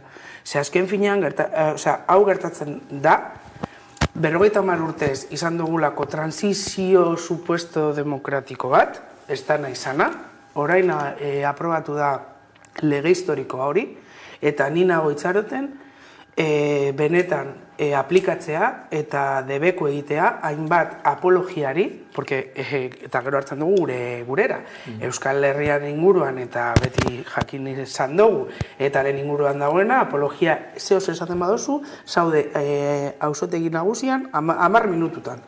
Baina gertatzen bada frankismoaren inguruan, ikusten dugu zelan simboloak jarraitzen dabe hainbat eraikinetan, jarraitzen dugu ikusten zenolako aldarrikapenak egiten dira hainbat partidu politikoen aldetik, ikusten dugu zelan manifestazio bat egon alda Hitler bebai eta Mussoliniren aldeko mugimenduak egiten Frankorekin batera, ikusten dugu nola poliziak simbolo horren aldarrikapen tzaileak izango direla bebai, aldarrikapen honen inguruan bebai egiten dutela, eta estatuak hainbat eta hainbat gauzetarako, eskua sartzen badu momentuan, frankismoak, eta, claro, hau oso saia da, azken finean dira las cloacas del Estado. Gobernatzen dutenak dira direnak. Eta guztiok badakigu direla euren ondorengoak.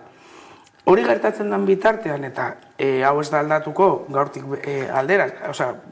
bira, egon dira 52 urtez hor dauz eta jarraituko dabe, nik ikusten dut eta niretzako irudi horren aipagarriena da emakume horrek daukan duintasuna. Hala ere, ikusten ditugu adin batzuen eta gero tragedunak izango dira familiarrak edo.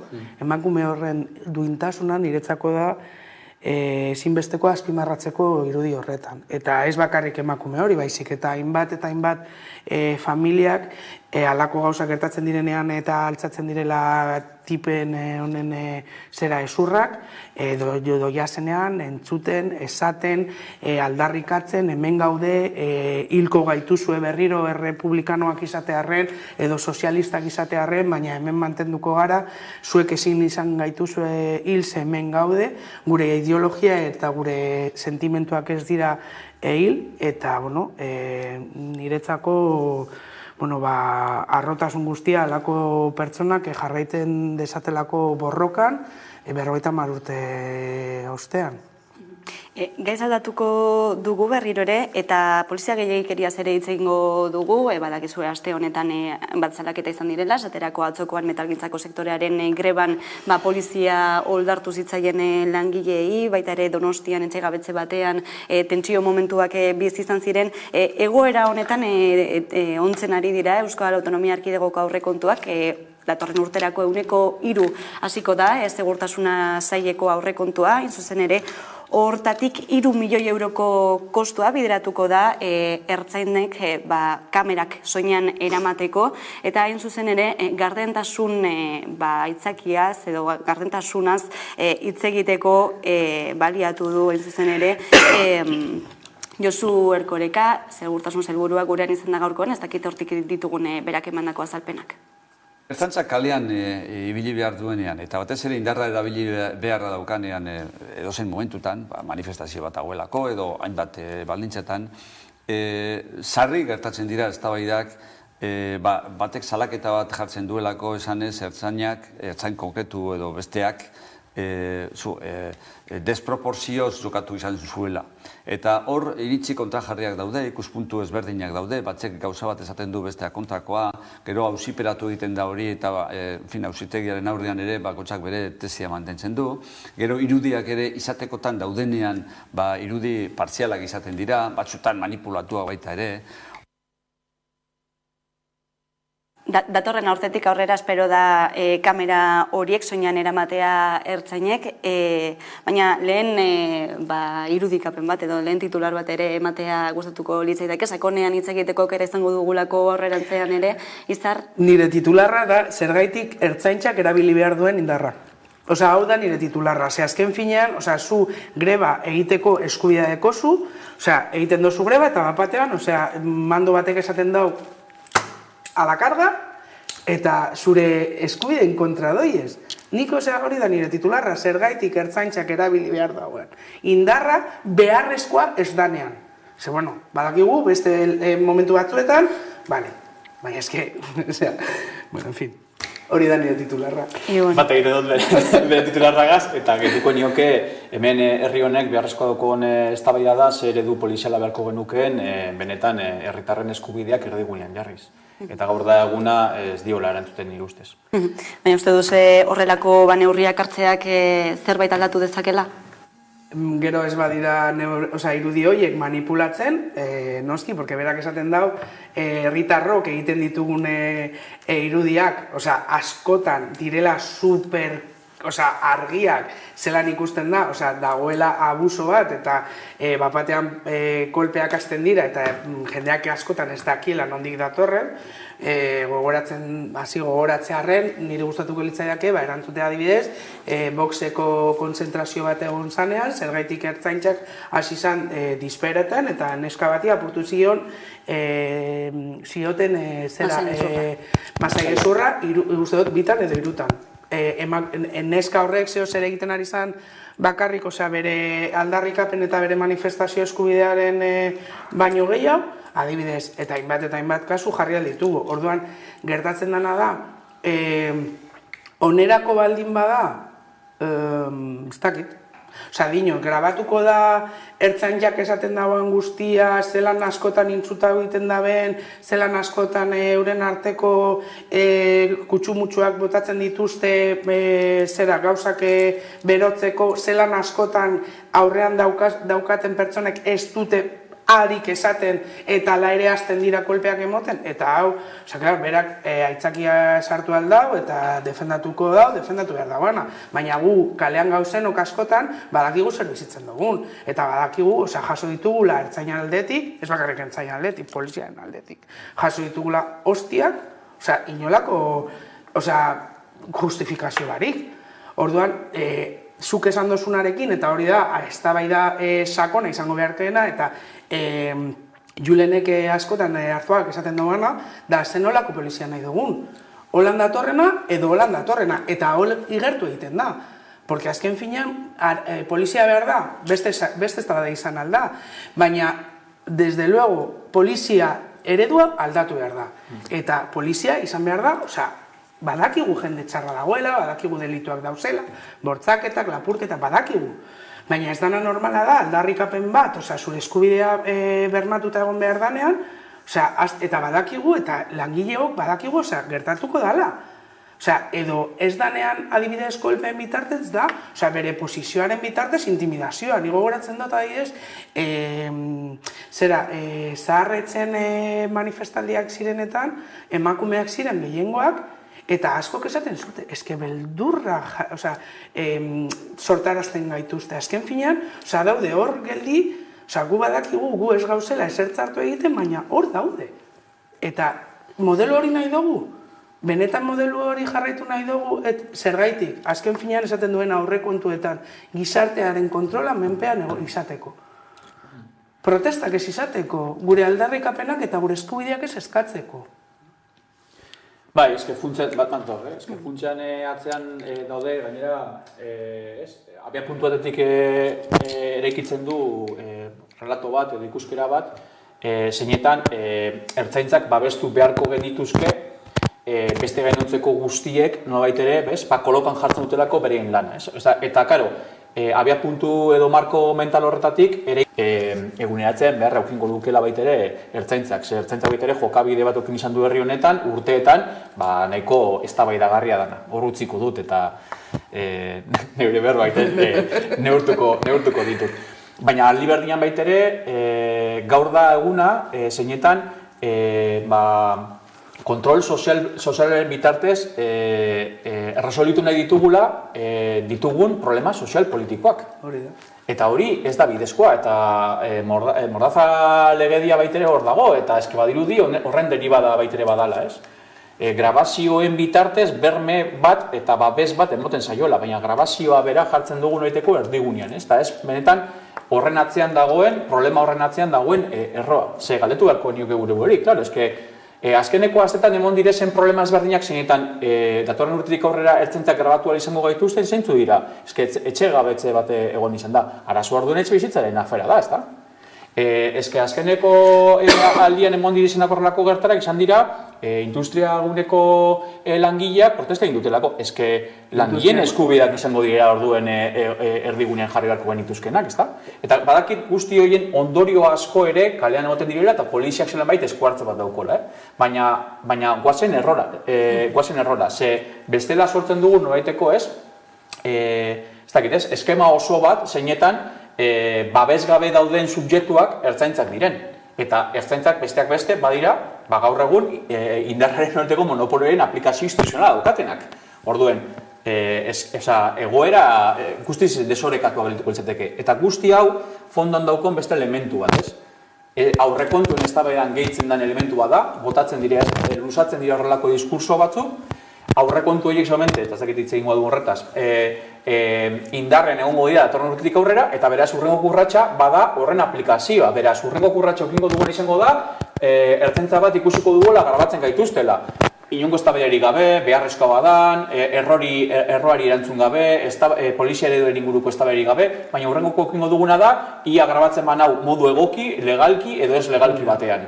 Eta zuk egitekotan, ia legemenpean zauzela da, ez? Hori da. Eta ez da ia beste parametro batzuetara biltzen dara. Eta hor nor da eskubideen, ez dakit, galera dituen pertsona subjektua. Arartekoak.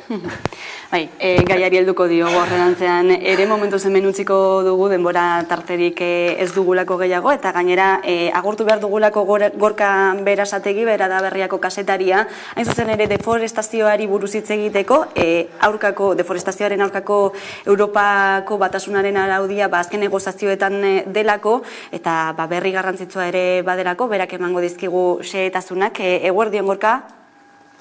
Eixo, eguerdion. Deforestazioa geldi araztea ez, hori da lehen lerroan dagoen gaietako batez ere klima aldaketari egiteko, zenolako proposamenak daude mahai gainean Europatik? Europako Parlamentuak egin zion eskari bat Europako batzordeari, proposamen bat egin zezan Europako Batasunak deforestazioaren erronka honetan daukan eragina eta daukan ardura arintzeko, eta batzordeak egin zuen proposamen bat, oinarrian produktu batzuk merkatutik debekatzeko. Deforestazioarekin lotura zuzenena duten produktuak, palma olioa, soia, behieragia eta beste batzuk, merkatutik debekatzeko baldin eta frogatzen bada, beraien ekoizpen prozesuan deforestazioa ere egin dutela. Nola ikusten duzu proposamen hori? Errealista ikusten duzu, izan ere badakigu, industrialikadura industriaren oinarri handi bat dela bain zuzen ere nekazaritza industrial hori, soja plantazioak, palma olioko plantazioak, ez dakite lobia ere egongo da hortik presioa egiten? Hor elkarte ekologistek esaten dutena da, batzordaren proposamenak gabezi handiak dituela, parlamentuak egin zuen beste proposamen bat anbiziotxoagoa, ekologisten eskari batzuk jasoz, eta proposamen kontserbadorena egin du Europar Kontseiluak, estatukideek beraiek. Orduan, anbiziotxoena esan bezala parlamentuarena da, gabezi batzuk ere baditu, elkarte ekologistek salatu duten ez, baina gero gakoa izaten da, asmo handiko eta helburu handiko araudi hauek nola beterazten diren, zenbateraino diren eraginkorrak, eta horretarako zenbat baliabide jartzen den. Horixe ere izango litzateke monetaren beste aldea, gauza bat da paperean islatzea, baina bestea nola betearazi, horixe izango litzateke hurrengo pausua, baina dena den argi dagoena da erronka egon badagoela eta gaiari heldu beharko zaiola klima larrialdiari tarteko eta berotasun munduko berotasunari aurre egiteko ere. Argi dago, erronka hori ezin dela ezabatu, gainean daukagu. Eta, Europako Batasunak munduko bigarren deforestazio importatzerik handiena da. Deforestazioarekin lotutako produktuen 6% importatzen ditu. Beraz, baduka pisua, soilik Txinak dauka ebek baino ardura handiagoa arlo horretan. Eta, asko dago egiteko, dena behar dugu. Eta horrelako araudi bat ere, alik eta anbiziotxoena, alik eta eragin handikoena, ordon eta mesera handiagoa guztiontzat. Ikusiko dugu, zertan gelditzen den Gorka Berasategi Berriako kazetaria, eskerrik asko zetasun guzti hauek gurean emateagatik gaurkoan. Eskerrik asko zuri. Behintzat mai gainean badago, araudi hori, ez dakigu zen puntura arte helduko den, baina arazo honi aurre egin beharko zaio lehen baino berandu dago, izan ere ondorioak egon badira, deforestazioarekin lotuta, biodibertsitatearen galera, osasunean ere egongo diren arazoak. Nola ikusten duzu gaia? Proposamena hori errealista ikusten duzu zuek? Proposamena, azken finean paperak jasotzen dau, dana. Esaten dugun moduan. Zer gertatzen da, ez dagoela politikoki bolondreza gauzak aldatzeko. Ze jarraitzen dute superprodukzioarekin, hau gelditzeko eta kolapsoa ez etortzeko, pasaren astean esaten gendu, desaskunde bat egon behar da, eta horrek ekarriko luke ekonomikoki beste eredu batzuk sortaraztea. Eta gehiengoek ez duten nahi, ze kapitalismoan oinarritzen duten euren ekonomiak, orduan dago dudana lotuta. Nik uste dute desagertu behar garela, planeta dago bere burua babesten, eta gu gizakio gara planeta honen minbizia. Eta nik uste dut, zuntzitu behar dela benetan dana, eta gero sortaraziko da beste ez da zibilizazio mota edo... Gizakia baino eredua, gian, historia errepikatzeko, ez dakit, arrisko daukogu horretan eren, ez da, realidad hori izan. Egia da, ekonomia behar sozialak eta inguru giroa orekatzeko behar bat badaukagula, eta horren araberako nobeteko bizitza eredu bat sortzea, ez? Argi dagoena da, orain arte egin dugunak ez dio oreka horreri erantzuten, gehien bat ekonomia eta merkatuaren logika erdigunean dagoen eredu batean bizi garelako. Eta Gorkak aipatu duen bezala, Europar Batasuna izateak deforestazio horren ondorioz ekoizpen gehien sortzen duena edo bigarrena izateak baitere, argi dagoena da, oreka horren nobeteko kontrako logikan dagoela, ez? Arretaz jarraitzeko neurri izan barkoa da, ze interbentzio politiko bat beharrezko izango dugu, ez? Beste gauza bat da, Izarrek apuntatu duen bezala, eta Gorkak ere aipatu du, ez? Zelako baliabideak egongo diran, zelako kontrol neurriak egongo diran, hartzen diren nobeteko erabaki politiko horiek bete arazleak izateko, ez? Eta horre maile batean, hartu beharreko neurri guztiak eta ausardi guztia betere norabide horretan baitere depositatzeko, ez? Elikadurari loturiko elementua, nik uste dut baitere, ez? Gaur eguneko erronka handienetariko bat bada, eta argi dagoena da, gaur egun sektore horretan diharduten hainbat eta hainbat enpresek oligopolio baten funtzionamenduaren logikan egiten dutela, gitxi batzuek neurtzen eta markatzen dutela baitere jardun guztia, eta gero eta argia dagoena da, agroekologian oinarrituriko bestelako elikadura mota bat behar dugula, zeinetan ahalik eta ekoizpen autosufizienteena lortzeko bidean jarri behar dugula. Eta gainera horrek eskatzen duen naturarekiko oreka handiago bat. Eta erronka horren aurrean, neurri zuzentzaile potolak hartu behar dira mundu globalizatu honetan. Hausnarketa horiekin geldituko gara, eskerrik asko. Beste behin gurean solasean aritzeagatik, Izer Castillo eta Ibon Minika, eta egunero legez, eguneko albiste nagusiak ordubietatik aurrera, Karolina Suarez Lankedaren eskutik ondo izan.